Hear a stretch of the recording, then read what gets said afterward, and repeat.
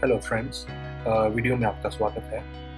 आज मैं आपको बताना चाहता हूँ उन 4 चमत्कारों के बारे में जो इस बात को साबित करते हैं कि यीशु मसीह ही वो मसीहा थे जिनका इज़राइल को कई बरसों से इंतज़ार था। यीशु जब इस धरती पे मनुष्यों के बीच में आए तो उन्होंने बहुत से चमत्कार किए और बहुत सारे अद्भुत काम किए, परंतु उनमें से 4 चमत्कार ऐसे थे जो कि यहूदी सभ्यता में बहुत मायने रखते थे और इस बात को बखूबी साबित करते थे कि यीशु ही मसीहा है। ये वो चमत्कार थे जिनके बारे में यहूदी लोगों का मानना था कि सिर्फ और सिर्फ परमेश्वर या फिर आने वाला मसीहा ही कर सकता है। उस समय यहूदी रब्बियों ने चमत्कारों को 2 हिस्सों में बांट दिया था।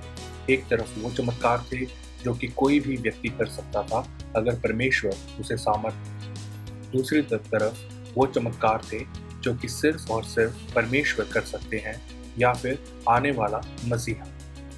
4 चमत्कार थे जिनके बारे में यह मानना था कि ये मसीही चमत्कार हैं और सिर्फ मसीहा ही इन्हें कर सकता है। इसकी शुरुआत ऐसे हुई कि जब फरीसी कुछ चमत्कार करने पर असफल हुए तो लोगों को उन्होंने बताया कि ये चमत्कार खास हैं और सिर्फ मसीहा ही इन्हें कर सकता है और कोई नहीं कर सकता। शायद यही कारण था कि हम बाइबल में बार बार इस बात का जिक्र देखते हैं कि जब यीशु चमत्कार करते हैं तो आसपास फरीसी और अन्य धर्मगुरु मौजूद थे, क्योंकि वो देखना चाहते थे कि क्या यीशु उन चमत्कारों को कर पाते हैं जिसे करने में वे लोग असफल रहे। एक बात जो कि हमें ध्यान में रखना चाहिए वो ये है कि जब यीशु मसीह इस दुनिया में आए तब इज़राइल के लोग कई बरसों से मसीहा के इंतज़ार में थे।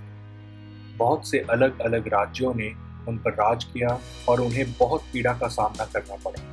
लोग इस विश्वास में जी रहे थे कि मसीहा आएगा और उन्हें रोम की गुलामी से छुड़ाएगा, उनके लिए युद्ध करेगा और इस दुनिया में एक नया राज्य स्थापित करेगा। इसलिए जब भी कोई व्यक्ति चमत्कार करता तो यहूदी उसे बहुत ध्यान से देखते कि क्या वो इंसान उन मसीही चमत्कारों को कर पा रहा है या नहीं।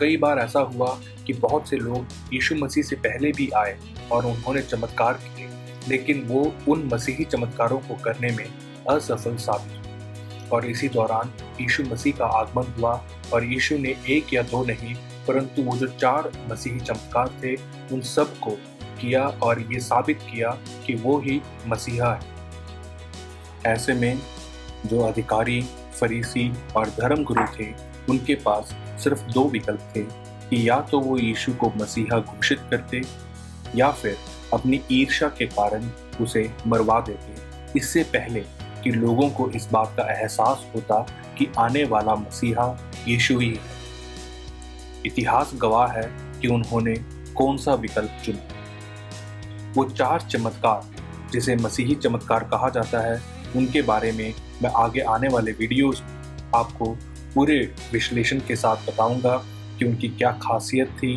क्यों उन्हें मसीही चमत्कार कहा गया और यीशु ने उन चमत्कारों को कब और कहाँ किया। धन्यवाद।